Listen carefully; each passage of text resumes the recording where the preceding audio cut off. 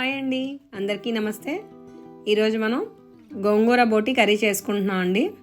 ఎంతో టేస్టీగా ఉన్న ఈ కర్రీని సింపుల్గా ఎలా చేసుకోవాలో చూసేద్దాం. ఇప్పుడు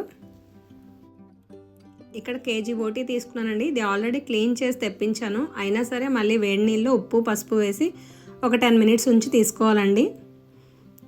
3 మీడియం సైజు ఉల్లిపాయలు, 2 టమాటాలు, 6-7 పచ్చిమిర్చి సరిపోతాయండి.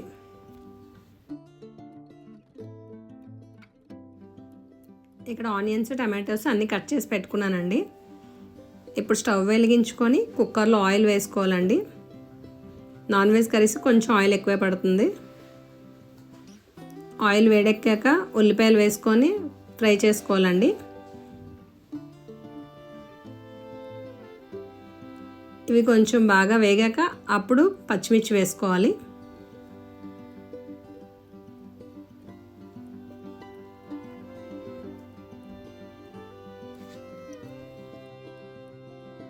ఇక్కడ మనం ఫ్రెష్గా దంచి పెట్టుకున్న అల్లం వెల్లుల్లి పేస్ట్ వేసుకోవాలండి.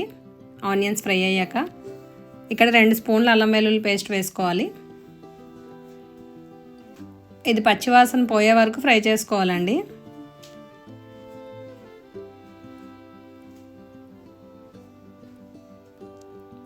బోటి ఎప్పుడు తెచ్చుకున్నా మనం ఎంత క్లీన్ చేసి తెచ్చుకున్నా మళ్ళీ క్లీన్ చేసుకోవాలండి. ఇది క్లీన్ చేసుకున్న దాన్ని బట్టే టేస్ట్ ఉంటుంది. మనకి డస్ట్ లేకుండా మొత్తం క్లీన్ చేసుకోవాలి.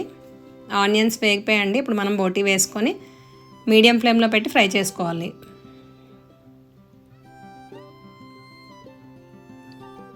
ఇప్పుడు 1 టీ స్పూన్ పసుపు వేసుకోవాలండి. రుచికి సరిపడా ఉప్పు వేసుకోవాలి.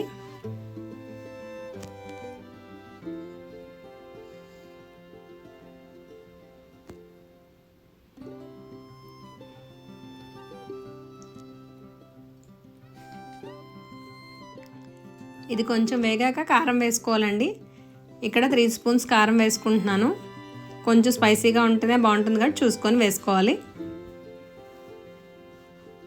కారం పచ్చివాసన పోయే వరకు సిమ్లో పెట్టి ఫ్రై చేసుకుంటూ ఉండాలండి. మనకి ఆయిల్ కొంచెం తేలుతున్నట్టు కనిపిస్తుంది కదండి. ఆయిల్ కనిపించినప్పుడు మనం ముందుగా కట్ చేసి పెట్టుకుని టమాటో వేసుకోవాలండి.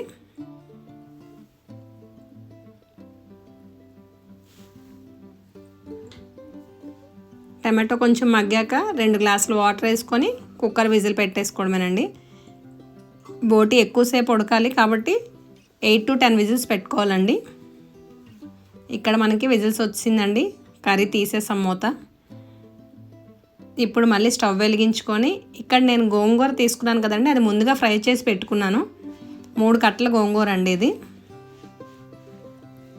ఇప్పుడు స్టవ్ వెలిగించుకొని ఆ ఫ్రై చేసి పెట్టుకున్న ఆయిల్లో కొంచెం ఆయిల్ వేసుకొని ఫ్రై చేసుకోవాలండి. ఆయిల్లో ఫ్రై చేసుకున్న గోంగూర మనం ఇలా ఉడికిన కూరలో వేసుకోవాలి.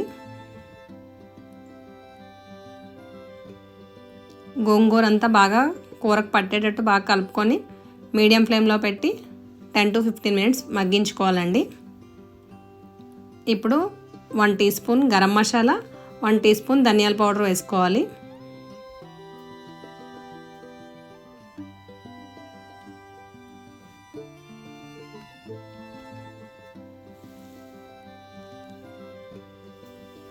అంతే అండి, మన టేస్టీ గోంగూర బోటి అయితే రెడీ అయిపోయింది.